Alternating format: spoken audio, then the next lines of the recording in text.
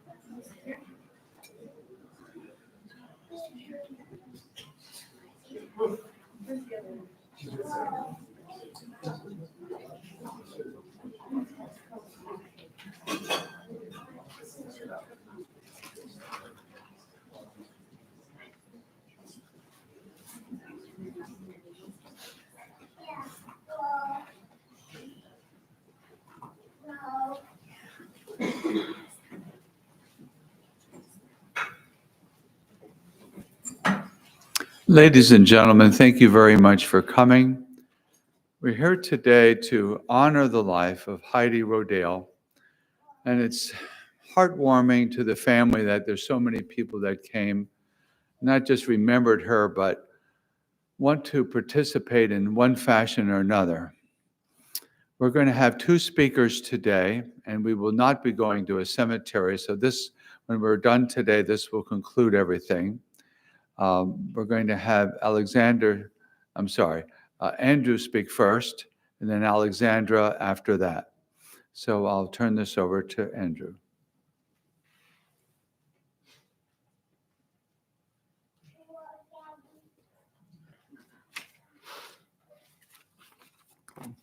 Well, first I wanted to say thank you for you all to come today and celebrate and honor the memory of my mother.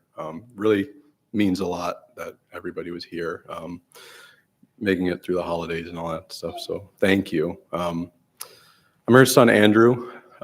She was my confidant, ally, and biggest supporter.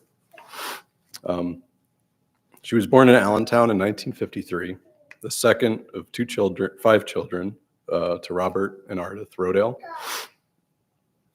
She and her siblings were lucky enough to grow up on an idyllic farm just outside of Emmaus, not too far from here.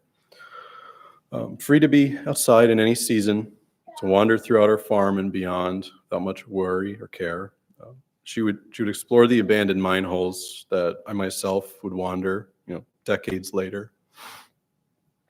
I imagine her enjoying this silence, appreciating the natural beauty of the forest, and being inspired to create her art. Her siblings would describe her as a quiet child. I'd imagine as a victim of being a middle child. It's a position that I know well and I can empathize with.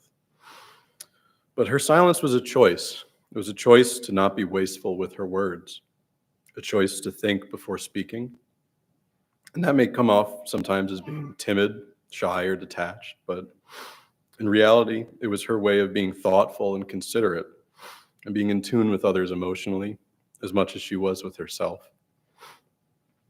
She understood that words can bring hurt, pain, and embarrassment as easily as they can bring love, laughter, and joy. She would know when something needed to be said, and more importantly, when a moment could just be. Her appreciation for the natural world and deep introspection is what drove her to pursue her art. To the very end, the subject that brought most inspiration for her were found natural objects like seashells, rocks, bones, flowers, and moss. And coming from a family of artists, she was always encouraged and supported to explore new ideas, new mediums, and she chose to pass on that support of artistic expression to myself and my sister. She graduated from Emmaus High School in 1971 and then went to Carnegie Mellon to study fine art. She took time off to travel the world, expose herself to new ideas, open a bookstore, and cook for the Olympic cycling team. And then finally working at Rodale before finishing her degree. I'm sure there was a stigma back then about not finishing school on time, but it's a testament to her free spirit. She chose the freedom to learn on her own, to learn by doing and exploring. It was admirable to have the courage to chart her own path. After college, she worked at Rodale, becoming the founding editor of several newsletters, eventually moving on throughout the company, a wide array of roles in book marketing, editorial, eventually being publisher of Fitness Swimmer, the founding publisher. At home, she was starting a family. She had my sister Alexandra in 1984 and then myself in 1987. For a short time, we lived on Main Street in Emmaus with her sister Maria and my cousin Maya. But her love for nature was too strong. We moved back closer to the farm to be near her parents and the farm that she loved so much. I would also venture to guess that her love of silence was too affected by the trains that were 2 blocks away. Around that time, her passion to chart her own course had led her to help build the Rodale Child Care Center. I suppose that was also maybe to get rid of the two of us for a bit. I can understand a sentiment now that I have my own. At this point in her life, my mother went through a major change and major trauma. In a few short years, she lost her brother, her beloved brother David, to AIDS, and then tragically her father in a car accident. By witnessing this fragility of life and becoming a parent of her own, she took an important step that every parent takes, that is to live for your child completely. Alexandra and I became the most important thing in her life, her reason for being. To be a victim of so much unexpected loss, I can only imagine the fear of continued loss. She would always remind me the dates of her father's passing, her brother, and her mother, both just before Christmas. And as a child, I didn't comprehend this fixation on death, and I wanted her to focus more on the life that they had lived.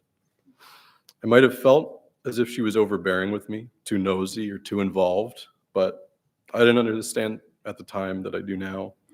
I can understand what it's like to be consumed entirely by your child's existence and imagining the devastation that might come with losing them. I began to reconcile those feelings with her as I became a parent, and it brought us closer together than we ever had been before. No matter what was going on in her life, she always made sure that we were okay. We wouldn't win any awards for best behave, far from it. Yet she would always make sure to make us happy by taking us on work trips to museums, to toy stores.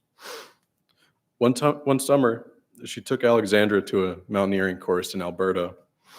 But to make sure that I didn't feel left out, we then flew to Seattle to watch my favorite baseball player, Ken Griffey Jr., play for the Mariners.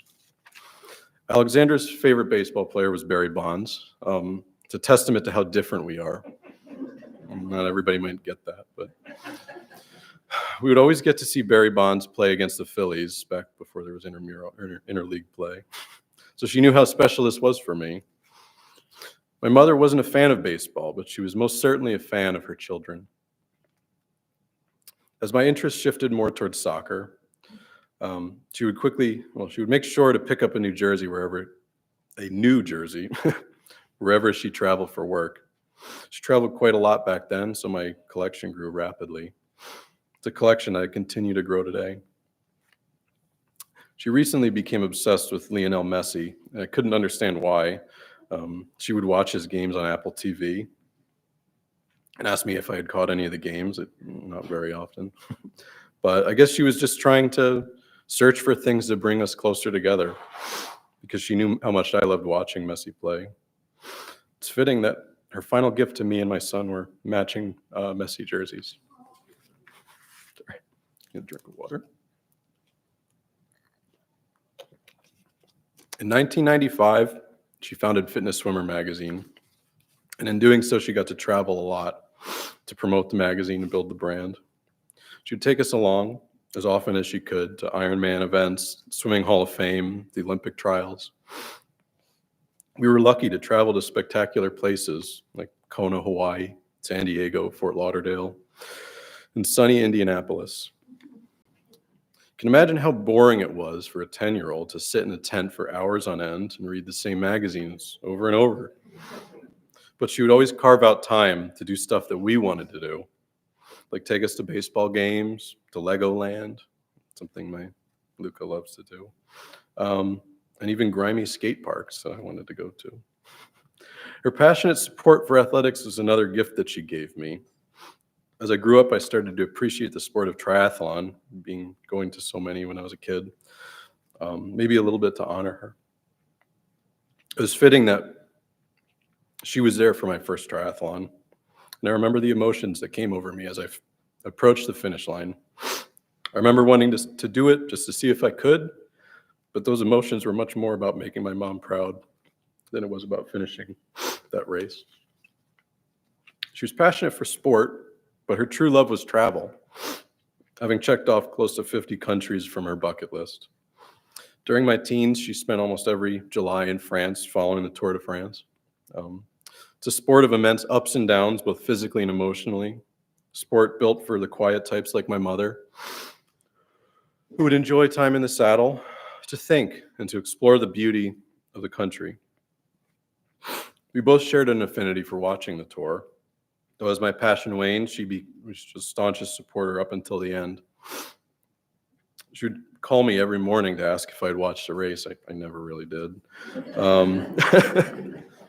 Lately, she confided in me that she didn't care much for watching the cyclists at all, but it was actually, she loved watching the scenery. When she traveled, she most often liked to see countries by bike. She would do cycling tours in places like South Africa, Vietnam, Italy, and of course, France. So that love for travel is something that we shared. We would playfully brag to each other, checking off places off of each other's bucket lists. I regretfully confided my desire to see New Zealand, and of course, she booked a trip that next year. Though I relished in beating her to Patagonia and Japan. I don't know for certain what she was thinking, but I could sense a slight glimmer of hope when I told her that I didn't actually get to see Mount Fuji because it was too cloudy that day. She still had a chance to see it first. Unfortunately, the pandemic postponed her trip, and she never got to make that trip.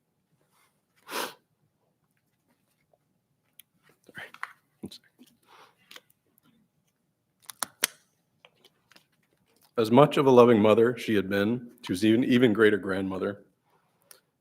So great that she came to New York a week early and then patiently waited for her son to be 2 weeks late. Like any grandmother, she showered him with love and gifts, like an annoying chicken that would poop out candy and make horrible music. She spoiled him in ways that would cause great jealousy, but I cannot honestly claim that I wasn't spoiled rotten myself. As much as a global tragedy COVID had been, it brought us closer together. We moved out to her guest house when it first happened, my wife and my 8-month-old, and she would which allowed her to spend countless hours of quality time that she otherwise would not have had, watching him grow from a crawling infant to a walking toddler menace. Being the sentimental type, she kept all of my old toys. And being a mother that spoiled her children, I had amassed an extreme collection of Star Wars toys.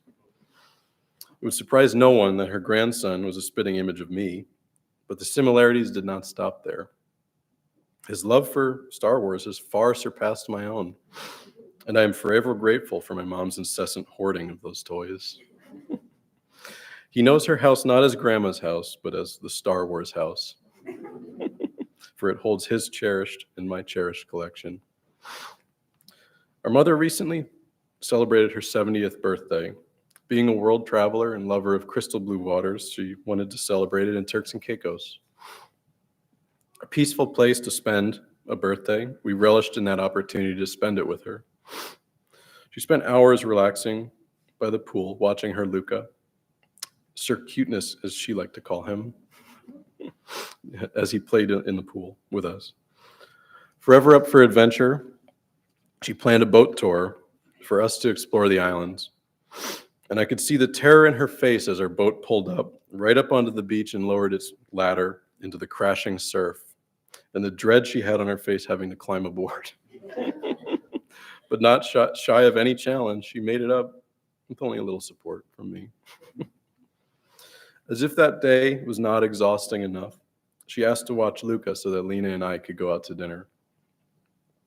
She didn't have to twist my arm, but it was tough because this was her first time watching him alone.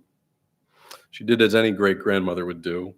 She ordered room service, burgers, and ice cream, and she put on his favorite movie, The Nightmare Before Christmas. We didn't stay out late, and we came back to pick him up. Lena took him downstairs for his bath, and I stayed back and had a moment to talk. She shared how much she loved watching him and asked to do it more often when we would come and visit her in Pennsylvania. It fills my heart to know that she got to spoil him that one last time.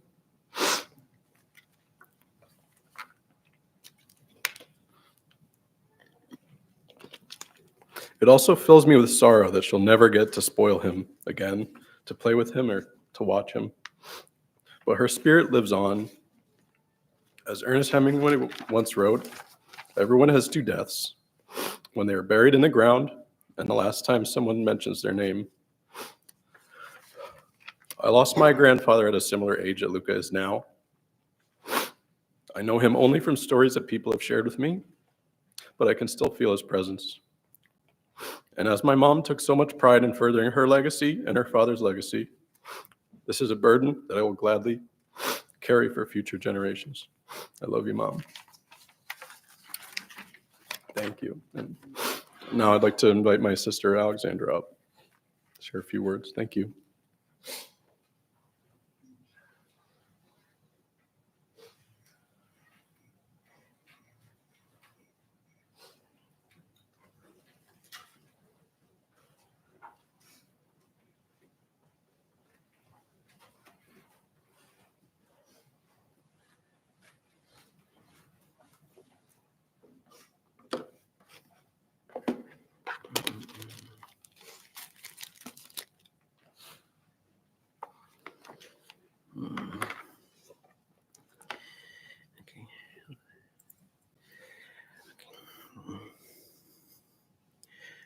Okay, well, thank you all for coming.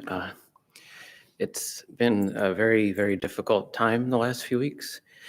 Thank you, Andrew, for telling your story and the history. And, it's, I also want to thank my partner who's been just an incredible rock and support in all this time. And, we've just really spent a lot of time just like really feeling and thinking and just all this stuff you just really have to do in this time to like really experience it. It's really strange. I've like, when I look at all this situation, it's like, I don't really feel like there's a beginning or an end to any of it. It just feels like this huge presence of emotion and memories. And it's been, hard to, write a story of it. It's not like there's a beginning and end. I just feel all these emotions. So in the spirit of that, I'm going to kind of just go through some of my favorite memories with her and kind of, be able to, relate to those to you. And I think by relating those memories, you'll kind of get a sense of her beyond which you already know. So one thing is my mother, she really loved history in a way that was like very inspiring to me. And I've always been like, I've never been the best or fastest reader, but I do love reading.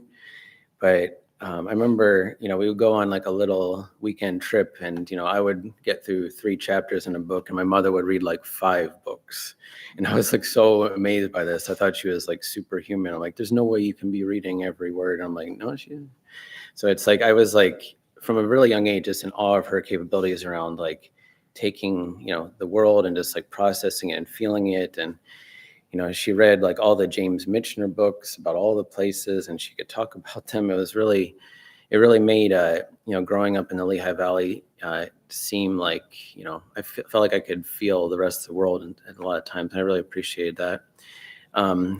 Recently, I've been reading Herodotus and I kind of, in my own personal story of my life, I kind of consider like the Herodotus of our world because she was like such a historian that just like wanted all these stories and it's really impressive to me. I was when I remember when I was little, I was really impressed by what my mother did because I was like, this is a very old school thing, but she would come home with these like mock-ups for magazines with all the transparencies and all the edits and I was like, wow, this is the most amazing thing. What does this even do? What is this? And she would just show me everything, show me all the editing marks. And I was just like totally blown away by it. And I remember whenever there was a snow day, she would let me come into her office and she would be at her desk. And then I would just be like right there, like trying to like make my own little magazines. And I was like, how do I make a magazine? How do I make the pages go together? And she'd show me. And then I'd go to the Xerox machine and probably use a lot of paper, making like really fun zines that she only the last few years she like found them again in a box and we were just in stitches going over them because the one was like about the history of sharks and it was like none of the facts were true. It was like it was a pretty wild thing. But it was just it actually like when she showed me these again, it made me realize like how important that time was. I really loved making books with her and it's like I still make books now in like a different way, but I feel like that was something we connected on very early, and I love that. I actually, after these snow days, I was like, well, how can I come into the office more? And I am not kidding you. I I'd rub my forehead until it felt warm, and then I'd go like, oh, I have a fever, and then I'd be like, can I come into work? And I'd go and I'd like make zines with her, and it was like I did that like a few times, and I would never not, if I could live my life again, I wouldn't not do that because being in her office, like making things next to her was like one of my favorite things in the world. She loved to like go places and do things. And we'd always, when I was really little, like I'm talking about maybe 8 years old, she would be going into New York City and, she kind of really inspired me like this, always ask questions. I love asking questions about all sorts of things about people. I love asking that. And so I would just be like, oh, can I come with you? And she'd be like, okay. And so she would go on like a shopping trip or whatever. And then I go to all these stores that I couldn't pronounce their names. And then she would take me to the Natural History Museum. And then we'd go to like a diner and we'd like, I think under her, I like got to see like kind of a lot of the old New York stuff, and she'd tell me about J.I. Rodale and all these old stories, and show me the building that was like his original warehouse, and all these really interesting things that kind of like really filled in this like mystery of what Rodale was. And I just really enjoyed that. I love the smells of New York. We would go to these restaurants, we go eat borscht together, and borscht was like the last meal she ever made and that we shared was borscht. And it's like, to me, it's like everything. It's the one recipe that I could, that I only make like once a year in the winter. And I like always think of her, and I think of her like making the bowl of it and, cutting the dill and putting the sour cream and the potato. And that's like, it's like, that's the best thing ever. it's one of those recipes that I will make forever. um, and I've been thinking a lot about, I've been going over text messages we've had, and it's weird to be in this digital age, because I feel like we can like really go back over our relationships in a way that feels very different than maybe 20, 30 years ago. It's like I can go and see like day to day, like how we were talking, how we were relating. And I kind of like noticed some patterns, and I noticed that we really didn't say much in words. We would like send messages that were like just images. She would send me a photo of a groundhog in her backyard, and then I would be like, oh, that's this. And I'd send her another animal, and then she'd show me a hawk that landed on her porch, and then I'd send her another animal, and we like would just communicate in images. And she'd send me a sunset, and I'd send her a sunset, and we just had this like, relationship that was, I feel like very, fulfilling, because it's like I feel like English is like it's only one language, and I feel like ever since my grandmother passed away, I feel like I very much realized that there's, if you want to like live and feel in this world, you have to learn as many languages as life throws at you. Whether it's English, whether it's the language of nature, it's just you really have to kind of constantly be learning the languages that come your way. And I just seeing these little things, it just, I'm really grateful for like to have these little archives. I never want to like lose these text messages, because it's like these little things that are just really precious. And on top of that, I feel like she loved taking video, and I was going through some of the videos she made, and this one experience she had, she was in Ireland, and there she did this like falconry thing, and she just was so in awe of this like falcon that would like rest on her arm. And there's a photo of her, and she was like, it was like you could tell she was just glowing from this. And this falcon, she happened to say its name, and I found out that this falcon still is at this falconry school in Ireland. And I'm like, oh, I'm gonna go and take the same class with this falcon, and we're gonna communicate through this bird. And I actually reached out to the place, and the guy who works there, he actually said, oh, but just by the way, here's a photo of Putog. And Putog was like just flying in, and he's like, it was just this really interesting thing, because my mother, she really loved birds. And I think that's when I look back on all the images we sent, I feel like maybe 70% of them were birds she saw. And, I think that, in ancient Rome, there were these people called augurs, and they would kind of look at nature and kind of figure out what's going on. And a lot of times they would kind of take messages from birds. And I feel like my mother was kind of like one of these people that she just loved like the presence of birds in her life. And I just really, it's something that, I almost can't put into words, 'cause it's just like, I remember her talking to me about these birds, and just like that creation of this like value between us was really special. I just am so grateful for these moments that we get to share about nature, because I feel like nature is something that continues to be like this presence in my life. And she's, one thing she always loved to quote is that nature is the greatest artist. Is it, or nature bats last?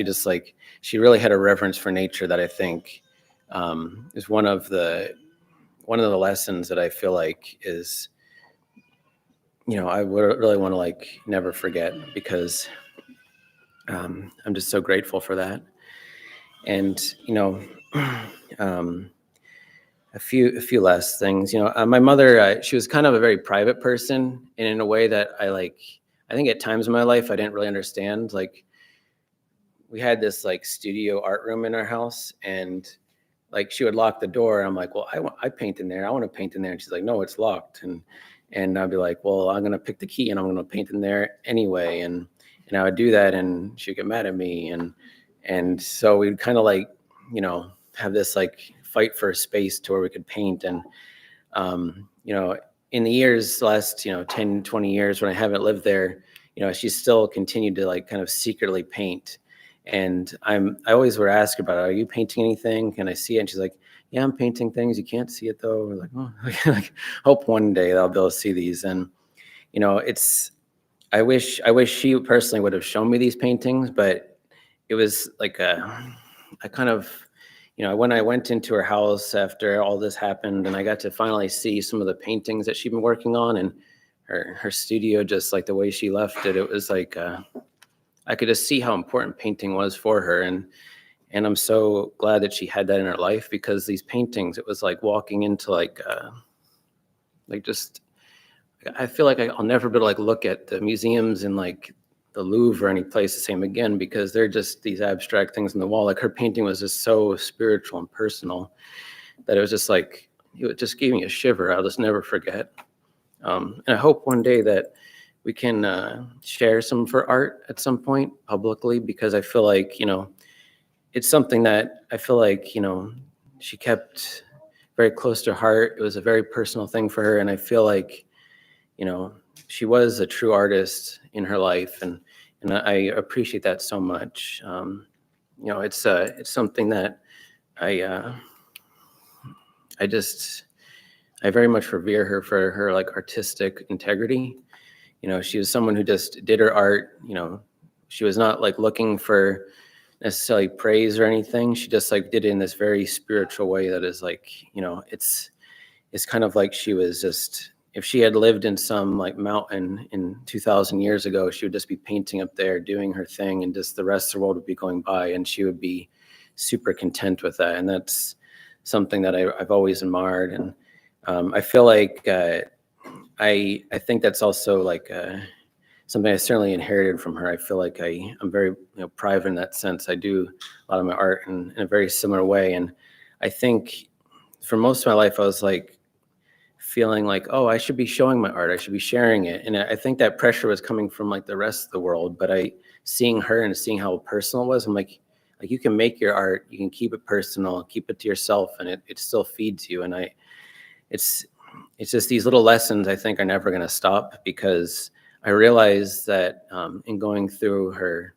what she has in her life, that she was just an amazing collector of things. She loved postcards. She has like boxes and boxes of postcards, boxes of images, all these books. And it's, she was, archiving everything in her life in this really elaborate way. And she was always talking about, I'm working on a book. And I'm like, what is the book about? What is it? And she's like, well, I'll tell you in a little bit. I'll tell you, you'll see it eventually. And I hope that, I hope she left enough clues that in a way, either one of us can continue her work and finish this book that she kind of kept close to her heart, because I feel like, I really respect her, spiritual, artistic integrity. And I think whatever she has secretly hidden in these things is something that will be worthy to share.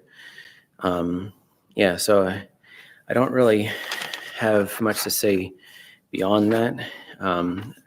I feel like it was really absolutely the most difficult thing in a very long time to experience this, because I literally was supposed to see her the next day after she passed away, and we hadn't seen each other maybe for like 9 months. And I was, my life has kind of taken me, to different states, and I was like just about to move back to the kind of the area, and I was going to see her the next day, and this happens. It was really a lot to handle, but I really appreciate reaching out to her friends and people she's known, and the story she's told. It's really helped make me realize that a lot of people cared about her, and that like Andrew said, she is going to live on in our memories, and that's really special. So thank you all for being here. Thank you for sharing memories. I hope we can still share more memories, and I'm grateful for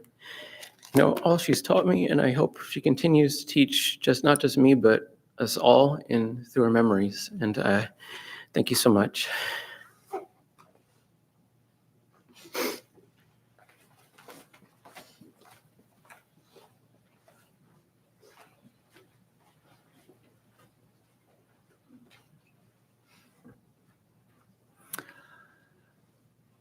I would be remiss not to just make a few comments.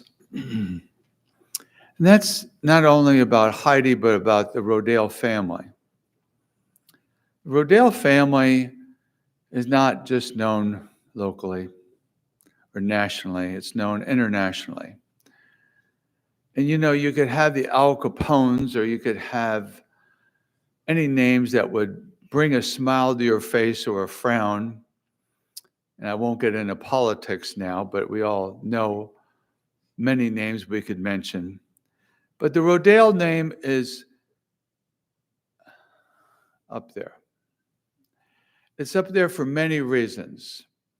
I'm the owner of this funeral home, and I'm also the owner of a funeral home in Emmaus. I moved there 40 years ago.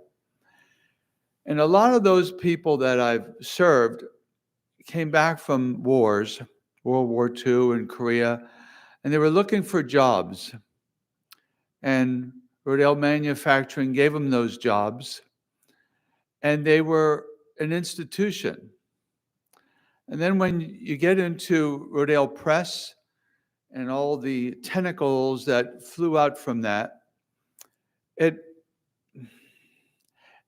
did more than give you interesting reading. It gave you an inspiration to live your life in a better way for the rest of us. So we would have a better world to live in, a cleaner world, a healthier world, a better world.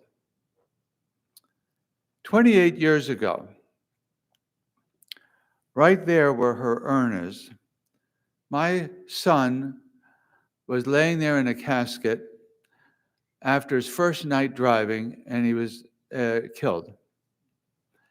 And Artie was one of the first people to call me, first one to remember me on his anniversary of his death every year. And it wasn't just Artie, it was the rest of the family. But you see, the older ones should and usually do teach the younger ones. And they can teach you something positive or something negative. And my opinion of the Rodale family is the most positive it could possibly be. But it's up to each generation after that to embrace those things that they were taught and to use it to the best of the best, not for them, the best for our world. I still read so many magazines that I kept. You don't keep every one, but you keep some special ones. I read about that, or I read about anything that says Rodale, or anything else that I think was very important for us to know. And when I think of the background of the Rodales, I think they, with all of their influence and all of their positive notoriety, like anyone else, you have your sad situations. Like when Bob Rodale was killed, I think that was in Russia, in a car accident. Or if you might remember your grandfather, J.I. Rodale, before Letterman, before Johnny Carson, there was a man named Jack Parr who had the Tonight Show. And I understand that he was being interviewed, and during a break, he put his head down and he passed away. Is that correct? That's what I was told. What was that? Oh, Dick Cavett. Oh, it was Dick Cavett. Oh, I thought it was Jack Parr. Okay, well, we're going back a bit. I was alive, but I was young. But so you see, no matter what influence you have in this world, no matter what position you have in this world, we're just still human. And we need inspiration. And we get inspiration from reading. We get inspiration by our relatives. We get inspiration by strangers. I was inspired not only by reading what the Rodales had put together, but by seeing their wonderful disposition, their wonderful thoughts of not doing things for themselves, but doing things for the world at large. We hope today that some of the reminiscing gives you some food for thought. But beyond that, also to think of this family and to remember that their contribution to the Lehigh Valley, to the United States, and the world at large is immense. And I, for one, thank this Rodale family for every part that they played. And sometimes there's people play a big part, and some people play a little part. But nevertheless, it's a part. And without getting too religious, I would just like to say, I just hope that there's a reuniting of Heidi with her parents, grandparents, her brother, all of those people who passed before us. And that there's like a celebration, a real celebration. But I have my own beliefs that they can still see what we do. And it would be a shame if we take the knowledge that we've learned from this family and what they have done for us as individuals and just let it go. It's up to us to go forward. When I see somebody throw a can or a bottle in the garbage, I get mad. It's like, recycle that, And you might just think, well, it's one little can or one little bottle. I know that, but it all adds up. Or if I see meanness, or I see someone that's not willing to look at the other person's point of view.